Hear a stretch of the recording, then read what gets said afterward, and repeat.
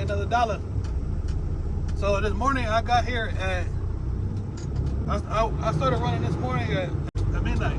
I got here at 2 o'clock this morning, and my first load that I was supposed to be picking up was still in the door getting loaded. So I'm like, all right, cool. I'm gonna pick up the one that I'm here for now. I was like, I'll just pick this one up then. That's my load that's going to Maynard that we're taking down there to deliver. She looked that up. That one's not ready either. That one just got in the door. I'm like, fuck, man. So I drove from Temple to Fort Worth, which is almost 2 hours, for no reason. Luckily, I get paid by the mile, so I still got my miles for that. But I drove up here for no reason. So I dropped that trailer this morning and then drove back to the yard. Went and delivered what was supposed to be my second stop. Went and delivered that one. And I'm just now getting over here to this one, which this is the way it would have worked out. But now I got to come in again tomorrow to come back to get that one that I was supposed to get this morning. Well, I got to come back in tonight just to get that one that I didn't get today. Getting action right now. One truck coming, one truck backing up. Advice for any trucker. It don't matter. Hold on, 160. Okay, I gotta go around here. Advice for any trucker. I'm only giving advice to new truckers, newer truckers that's looking for advice. You hear it a million times, but it's the most underrated thing ever. Advance your field of view. Always know what's going on in front of you. I'm talking, I'm just looking and driving, but at the same time, I already, not even paying attention. I saw that dude lining up to back up, and I saw the yard dog coming already. So it's little things like that will save your life, save somebody else's life, save you from a ticket, save you from getting fired, like little shit like that. Save you from money, lawsuits, all kind of shit. Because it's little stuff like that. I always end up, I don't know how, I'm just blessed. I always end up catching shit when I need to. Like recently, I went down the street and my spot took me right here. It's 160. 160 is take it. Hold on, I'm gonna take this spot back here and leave back up. But recently I was following Google Maps. And as y'all know, Google Maps is made for cars. And it was telling me, it was trying to take me around the accident.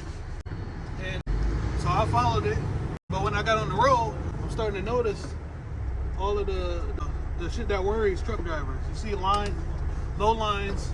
You see nothing but cars. You see there's no shoulder. Like all of the signs that I made a wrong turn. So when that happens to me, the first thing I think about is, first thing I do is start looking around, and I check on my GPS, because I keep my GPS on satellite mode so that you can actually see what's on the ground. First thing when I do stuff like that, look and see if I can find a warehouse on that road. If you find a warehouse that got you can see truck docks on there, that's a good indicator that you should be fine on that road. That's one of the ways I think about it. Now let's drop this trailer. Long story short, just try not to fucking turn down the roads if you ain't never been down it. If you do, because sometimes you gotta do it. I'm local, so most of the places I go, I've been down that road before. 9 times out of 10, I know alternate. But sometimes you get stuck in the middle of where you know and where you don't know. And you got to make a judgment call. You want to risk it, or you want to wait it out and see if you get stuck in traffic for hours, or what. I'm always against getting stuck in traffic forever. So, but I'm usually blessed with it though.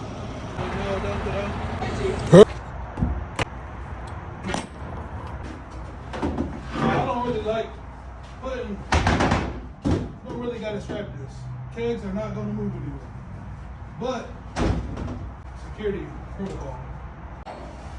Something funny happened this morning. I dropped a trailer this morning. I was lucky that the trailer was empty. If that trailer was loaded, I probably would have popped my tires, because the tires is what caught it. If it didn't bust my hoses, I got lucky. I got lucky it was empty, so I just had to stop, of course. I heard it. I was like, what the fuck was that? Look out the back window, and I mean, look out my mirror. The goddamn trailer fell. I never checked to see if the kingpin locked. Idiot. But luckily it was empty. Luckily I wasn't like, I didn't pull off fast. I just pulled off. But when it hit the tires, I was like, what the hell? Stop. Look back. So I had to get out, pump the landing gear down, and then back it up into it. Nobody was there, so technically it never happened. So majority of the trailer. Push it in for low gear on this one, pull it out for high gear. You go towards the truck when you're leaving, when you're putting it down, you go away from the truck. But like I said, different trailers, it can be different too. You're going though. You get it loose, go pro. This one is tight. Definitely need some grease. All right, we rolling. Tandem sled, strap down. Let it go. Strap, let it go. Yeah, it's Friday. It's been a long week, boy. It's literally a week before Christmas. We're trying to knock out what we can when we get off of work. And at the same time, still got to get ready for work. Like I said, I'll start work in between. Sometimes I try to get there at 11:30 p.m. Sometimes I try to get there at midnight. I'm gonna ask one more time. Is it 12 a.m.? It's 12 a.m. in the morning or 12 at night? What do y'all call it? 12 a.m. Is it 12 in the morning or is it 12 at night? Because some people call noon 12 in the morning. But some people call midnight 12 in the morning. So I don't even know what I used to say. That's why I always think about it. I'm like, what do everybody else call it? Goddamn sun beaming. It's crazy, bro. Texas is different, bro. I'm pretty sure it's like this everywhere down south, but it's like as soon as the sun come up, it was just 38 degrees. That was crazy. The sun just now coming up. I'm going to check out here and then headed to Maynard, 2.5 hours from here. And then after that, going back to the yard. Like I said, I was supposed to come here this morning first, pick up a middle load, going back to our warehouse, and then I was going to pick up my Shiner load that I picked up yesterday from the yard, take that to deliver it to one of the distributions up here, and then from there, I was supposed to come here and then go do what I'm doing right now. But now I got to outsend the load because when I got here this morning, they she said that neither one of the loads was ready. So really, so both of this load and the one from the in the morning was both of them just not getting in the door. And then so get done. This place is 7 days a week, 24 hours. So and the thing that worked out for me is one, this place is 24 hours, 7 days a week. Two, I'm still gonna have drive time available for tomorrow, which I'm only gonna be like 4 hours, maybe 5. I'm probably gonna come in tonight. I'm just gonna, whenever I get back to the yard, 8 hours from then, I'll come back. Let my clock reset and come back.